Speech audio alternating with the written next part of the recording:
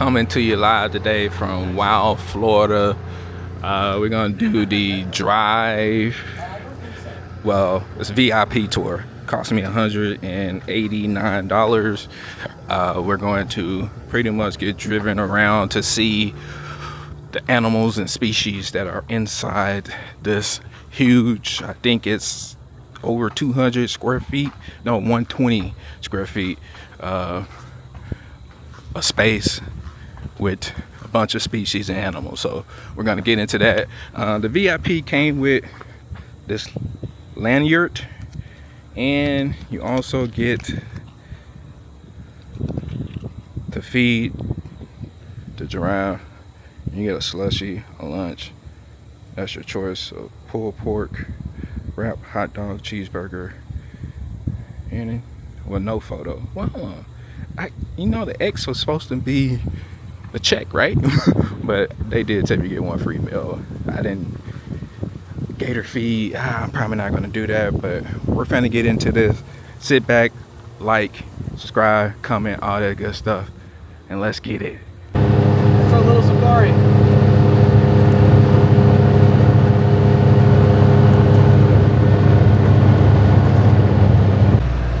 And you'll see that too, that they have like a weird kind of like shaggy coat to them. So if you'd actually be able to pet a waterbuck, which is near impossible, something you'll notice is all the African species, they're very hands-off. They don't really like it. Just fine. Gotcha. I'm not gonna complain.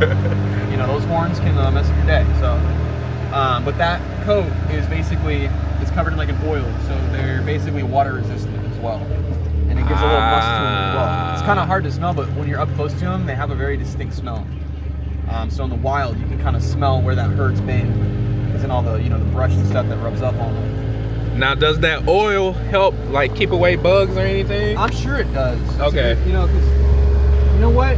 I didn't really thought about that until now. You see that all the animals out here, they got like flies all over them. Right. It's the only animal that doesn't. Yeah. Damn, bro. And I'm like, the coat is shining. I'm like, yeah, something that might have deep. a lot to do with it. Yeah. Doing the thing, keeping up with the herd. Now, these little dudes, like that big male showing us that he's a big male. So these guys are called blackbuck. You can kind of see why they're called blackbuck. They turn dark as they age. So these two guys over here. So this is kind of like our big, kind of like, I'm gonna say like this is like our big like oligarchy. Because what will happen actually is only a select few blackbuck will actually turn black in a herd. Because we'll see the rest of them later on. They're more of like a tan color. So right now, all these younger males that are starting to darken up, they're gonna basically start fighting with the dominant males. So when they're younger, it's kind of like sparring, play fighting. As they age, those horns get a little bigger, it gets a little serious, they get competitive. And around that age, when they start darkening up, that's when it becomes real. It's like, all right, no, at this point, we mean business. We're gonna steal all your girls. That's crazy. So we're probably gonna see a couple blackbuck fighting around there. But we'll see way more down the line. We have about like 200 of them out here. Probably one of the more populous animals we have, because they never stop breeding. Oh, really? Yeah, speaking of breeding, we have our lovely croc and gator pond right here, and we have Cynthia. Cynthia's guarding her nest. Look at that. Hey, Cynthia. We're not here to steal them yet. Yeah, so this is basically a big nuisance pond here. I mean, move around, you guys got a shot of it. There's about 80 nuisance gators alone in this pond, and then we have another probably like 10 or 12 crocs in here. So here in Florida, basically, I mean, I'm sure you know the drill. Yeah. Gators out here, and Look. they don't always she get. Is now happy. After a certain size, they can't get re-released when they get caught by FWC and stuff. So they either get sent to the skin trade, or they get sent to a facility like us, or like Gatorland or another zoo. So yeah, it's also breeding season. So not only is she protecting a nest, but all the big. That's her nest right there with the hump. That mound right there. That's why she on. So they plant themselves around like a base. So they'll usually do like one of those low-hanging palms, or like all these little grass hedges here. And they'll basically dig it all up and put their eggs in the middle. And that's kind of like the best way they can keep it secure, keep it from the thicket. Like the thicker the nest, the better, obviously. So you don't want to get raccoons and stuff getting into it. And then the female will basically hang out by it pretty much until they hatch. It'll take anywhere between like. She is not taking her eyes off of it. Oh no, she's ready to go. That's why we got the fence. It's a really tiny part of the Middle East over in Iran. They live in a tiny reserve. There's probably like 100 left. was a point in time where they lived all over the world. We even had our own species of cheetah out here. Got some babies too hanging out. Very beautiful animal. They're fun. You got the boy being a boy, bullying all the young little guys and trying to get some girls. I don't know what the waterbuck are doing. We got some little baby waterbuck hanging out here too.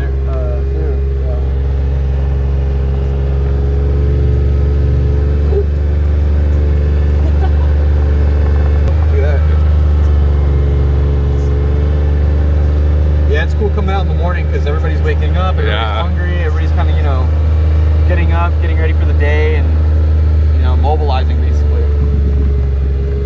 So our next species is also from India. These guys are known as Nilgai. And this is Callie. Callie's a little old lady. We love her a lot. And you can feel free to feed her. She's real friendly. She loves bananas, sweet potato, all sorts of stuff. Who's making all that noise? Unless that's us. It's probably the cart. Yeah, she's an old girl. She's one of the first animals we had out here, and we actually just released her about like a month ago out on safari because she used to live at the barn with us because she used to be kind of like a mother figure to all the animals we'd raise. And this guy coming up behind, Storm, that was kind of like her surrogate son for a long time. So we'll see if we can get Storm to come up too with us. He's a little more shy, but if you throw him some food, he'll come your way. Come on, Storm. Yeah, so like I was saying before, Nilgai are Asia's largest antelope. Although Storm and Callie aren't really the best examples of it because Callie's a really, really small female. And Storm, he's only about 2 years old, so he's got a long way to go in terms of growth. But they can get about the size of a horse, like a small horse, when they grow up. And these guys go toe-to-toe with tigers, so they're known to have like the thickest skin for any antelope. And like adult big males, they have like this weird kind of like, it looks like a neck brace. It's just really thick muscle that they get as they age. But the funny part is that they get really small horns, so that's all he's gonna get for horns. They don't get big at all. Hey, girly. Yeah, and they'll come up and feed too once they get comfortable. Got a sense here like, who are you? Never seen you before. As if we don't do this all the time. Like, Callie, come on, girl. Yeah, but Storm's cool. He'll come up and hang.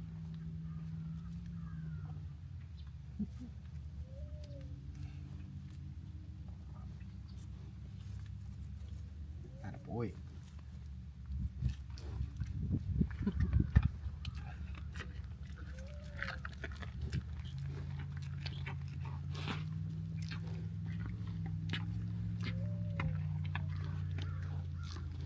Oh yeah, I like that. Yeah, all the bananas. He's a leucistic elk, so he's like a kind of like a designer breed because they'll breed for like different genetics, kind of like a dog breed. So he's got leucism, which is basically like another flavor of albino. It takes away yellow pigment, whereas albino takes away all pigment. So he's still got blue eyes. He's still got a nice white coat. And these are all the elk that I was just talking about. They all got mean girl names. Yeah, but they're all gonna be deep in their food. We'll probably get a chance to see them on our way out. They're pretty cool. They'll come up right up to you. Yeah, he big. Let me see if I can get Spike for you. Hold on. See that bugger real quick? Alright. So, he's got two things on his mind. He either wants to breed or he wants to fight. So once he starts shedding the skin off of his antlers, you gotta be real careful around him. So you can see this guy right here, he's just starting to shed it. Because deer will basically grow their antlers every year. They'll drop them at the end of the breeding season. Oh, perfect. Hey, Brett. What's up, Spike? Here, boy. Stay over here. Don't bother them. No, because they'll start boxing you. Yeah, so we got a couple different species of deer here. We got Sika deer. These are, if you ever seen those videos in like that Japanese temple, they got the deer everywhere. Yeah. That's those guys. We got fallow right here. This little tan girl here. These are kind of like a classic European species, but they're also the only one that you can kind of find in Africa. They live out in North Africa. Introduced, but their native range is like Europe and stuff. And we got this guy with the spots with the little nubs on his head. That's called an axis deer, and that's a species from India. They're known for having the best tasting venison. So if you ever have the axis deer, you just know it's the best. And a lot of hunters come out here and tell me that. I'm like, okay.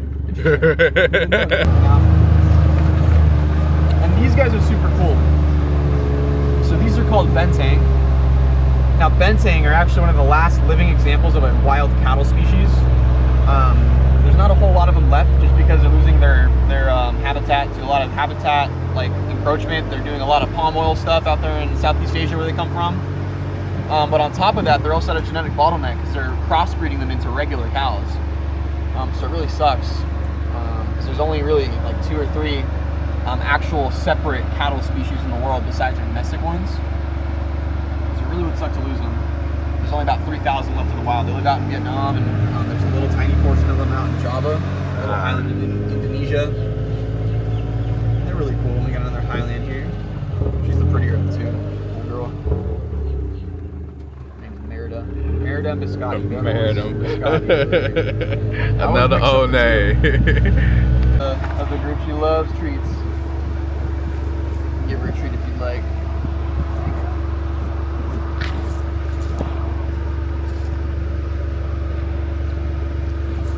Bison are really interesting.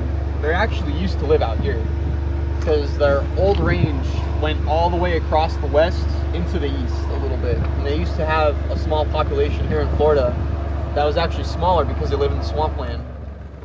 So our herd here is a little smaller than a lot of other ones. Oh yeah. So it's a little more akin to what you could have seen if you went back in time, probably like 500,000 years ago. Oh yeah, I know that for sure. Yeah. Because a lot of the stuff. Yeah. So there's a couple different types of wildebeest. These are known as silver wildebeest. They're known for that because they're silver, obviously. And wildebeest are really interesting because they look weird, but every single part of their body has a reason to be weird. So you notice they have that big flat head. And a lot of people wonder, why do they have that? And that's because when they're grazing, they have a way better field of vision than the other antelope out there. And it's also flat, so when they're fighting with each other or fighting off a predator, their big schnozzes are getting in the way. And it's also covered in like a big black mask, so it's like how like football players will get like eye black. Yeah. Same situation with those guys. You'll also notice that they have a really, really sloped back. And that's all so when they stampede, because when they run, they'll kind of curl their butt inwards. Because the main way that they get caught by predators is they get caught by the hind. Wildebeest have a really tiny butt, and if they curl that tiny butt inwards because their body's built that way, there's less of a grab area. Right. And of course, these guys are super, super fast. They are a bigger species of antelope, but they retain a lot of their speed because of their biology just lets them keep that speed on them. So it's pissing. They get the juke move, the hip. You got them. What's up, buddy? That's crazy. Yeah, and you also notice how like they kind of have like weird nostrils a little bit. Uh-huh. They're actually able to close it kind of like scuba gear, because when they're stampeding in those big herds of over 1,000 animals, there's a lot of dust out there. Right. So they actually are able to close up their nostrils real easy, so they're not getting dust and all that kind of stuff on their faces. Yeah, so Eland are super cool. Despite their size, they're also super, super agile. Our bull, we'll probably see him on our way out. He's actually cleared one of our chuck beds before, straight. Just wow. Right over. I mean, there's little Ford Rangers, but I was like, there's no way that just happened. Because I was sitting in the truck, he just, jumps over, he got spooked by one of the water buffalo. I'm like, what's happening? Yeah, so this is Ellen. She's one of our really, really fun girls. She's probably going to be more occupied with no, you want some treats today? Girl? You can give her some treats. You can probably see if you can wave something out that way. She'll probably come out this way. Hey, big girl.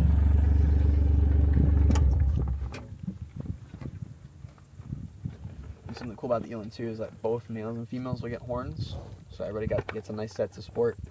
Just because they actually don't really use their horns for combat as much because they're so big. Once they're adults, there's very few animals that can actually take them down. So they've actually been seen breaking off low-hanging branches from trees with their horns, so they can get browse from wow. trees and stuff. It's pretty cool. It'll make more sense once we see the male because he's just way bigger than these girls. Oh, so these are female? Yeah, these are all girls. She big back then. Those, she big too. Those are our 2 little boys that we had born about 2 months ago, but everybody else is a girl. Because they've actually been extinct in the wild since the 1800s. So the species was already on the decline, because this is actually one of the more prehistoric types of deer. So they were already on the decline, and the last herd was actually cultivated around Chinese royal property. The emperor kind of cultivated them because they hold a lot of cultural and mythical significance in China. So during the Boxer Rebellion, the property got overrun, and they basically started hunting all the deer. You know, one, because they're hungry, and two, they want to get back to they wanted to get back at their emperor. So, you know, you're not feeding us, bro. We're gonna take your sacred deer. So I get it, but at the same time, like, come on, you know. So what ended up happening? They killed the entire herd, and the only reason we still have them is because there is 11 that were actually sent to some European zoos before that big rebellion happened. And because of those 11 is the actual reason why we have all the ones that we have. Now, they are still considered extinct in the wild just because the places they've been introduced in, they're really not wild. It's just more like reserve areas. But it really would have sucked to lose this species because, like I said, they're prehistoric. If you compare their skeleton and their genetics and stuff, they're in their own genus. There's no other deer that looks like them. They have a very, like, different look to them. You can kind of see with the grow over here. They got huge hooves. Their skull structure is different. Their back structure is different. They have the longest tail out of any deer. They're really interesting. Yeah, and that's Velvet. He's a good boy. He's a good guy. You can feed him, get him up close to the. That's it. Man, he they is. Got like a big like dewlap and everything, kind of like a cow. He is much bigger than wow. He's only about 5 years old. He's probably gonna get a little bigger.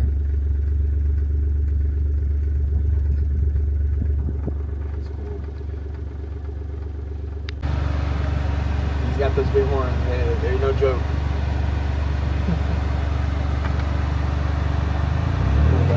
We got our camels, of course. They're waiting for us. All right, buddy. We'll leave you alone. Leave you alone. These guys will not leave us alone. So be prepared. Whee. So these are camels, of course. Yeah. Big dromedary camels. Dromedary is just a big long word for one hump.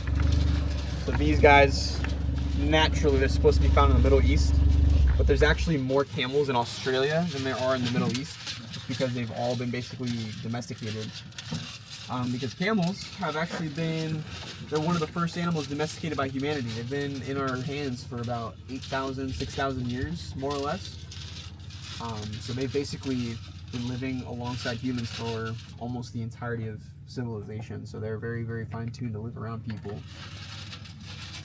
And because of that, it's kind of, genetic studies show and all that more, like basically all the wild type dromedaries have already been assimilated into domestic variety. So there are no true wild camels left. It's all feral and domestic, except for the Bactrian, the 2-hump ones. Those still have a wild counterpart, but these are the main camel of the world.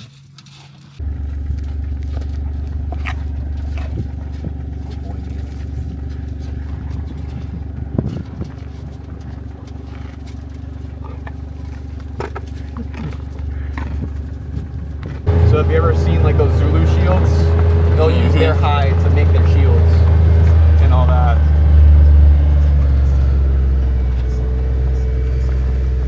Yeah, they just got crazy horns. That's why we got them out here. They're really cool.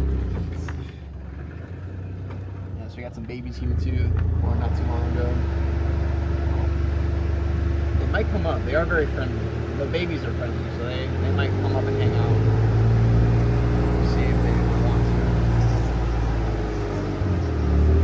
I like the girls with like the speckles on them. That's super pretty. He gets his stripes from his dad, and he gets his attitude from his mom. His mom's a donkey. Ah. He's a Z-donkey, if you will, or a zonkey. There are a lot of different ways you can call it. Beautiful color though. Oh, yeah, he's super pretty. He's another older animal we have out here. He's been here a long, long time. Here we have an actual zebra. Now I know I just talked all that crap about him. That we have one that's friendly. One, okay. But friendly with a big asterisk on it. She'll come up close, but she won't hand feed. So I'm gonna see if I can look for her. I think it's gonna be her right here in the middle eating some grass over here. Oh, right here. I could be wrong. That could straight up be the male. That's the male. Yeah, no, she's back there. This is the male. The male is very pretty, big hearted. I love you. Yeah, these are beautiful up front. Yeah. And these also known as plains zebra. We have 3 species in the world. There's mountain zebra, plains zebra like these guys, and you have Grevy's zebra, which are the biggest ones in the world. About the size of a regular horse. We're getting real close today. I don't know how I feel about that. I'm a fan of it, but you have your baby. If you didn't have that baby, I'd probably try to feed you, but that baby's super cute too. Yeah, it's funny too because zebras are actually born blonde. They're born almost brown, and they have like blonde frosted tips on their mane, and it kind of fades into the black as they age.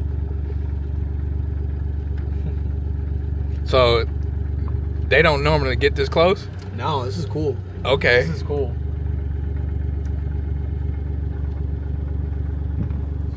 Pretty sure it's because it's a Monday morning, because parks close on Sundays, so we come in just to make sure everything's okay. We don't feed. So Monday mornings, all the animals are way more hungry, so this is probably why. That makes sense. I'm glad I picked today. Yeah, this is cool. I don't really see one at the moment.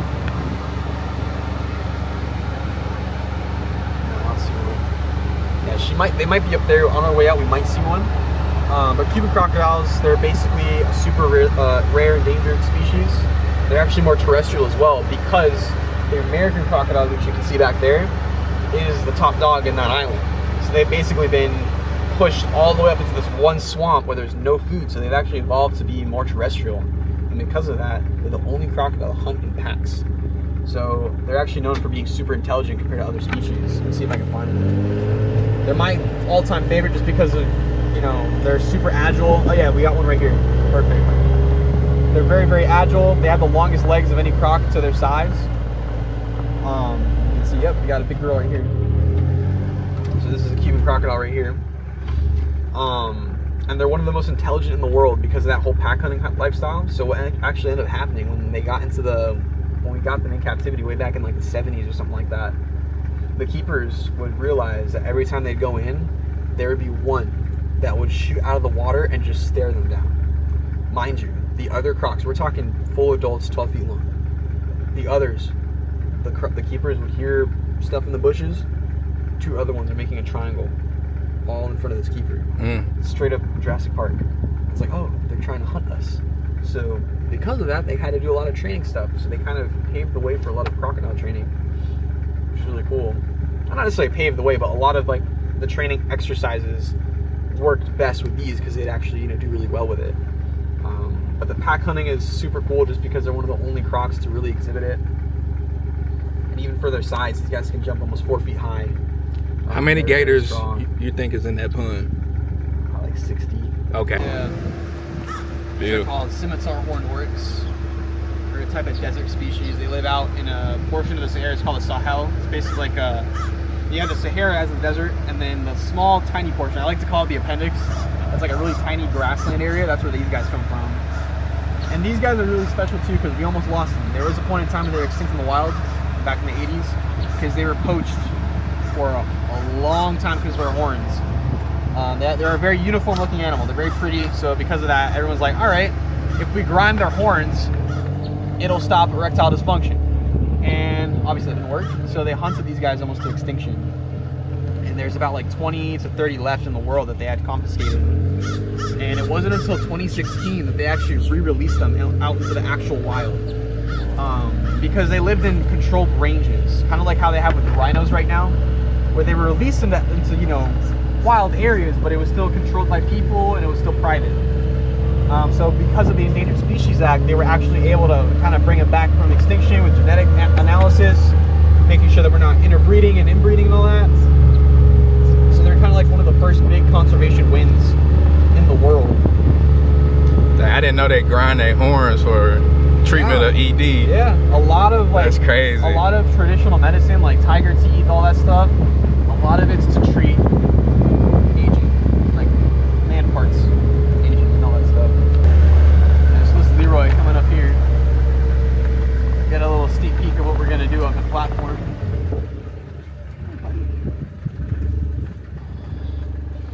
What y'all got going on? Oh wow. Yeah, I didn't expect you to come back. What's up, bro? Give me a couple treats. We'll use the rest for the wall right there.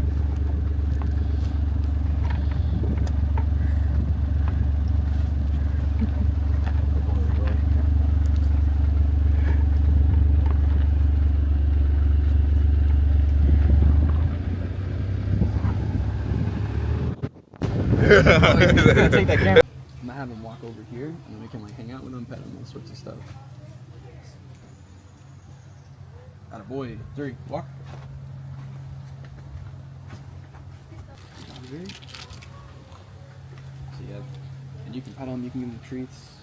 He's a puppy dog. He's a good boy. Yeah, so bongos, they're not doing the best. Which a common thing that you'll notice with a lot of the species we have out here, a lot of them are endangered. You know, and that's due to a lot of different reasons. With these guys, they're actually facing a really serious threat. They're actually catching a lot of diseases from cows. Wow. In the Congo. So they're doing a lot of genetic research to see what exactly it is that's happening to them. So because of that, we wanted to make sure he's super well trained to come up and hang out, so vets can do work.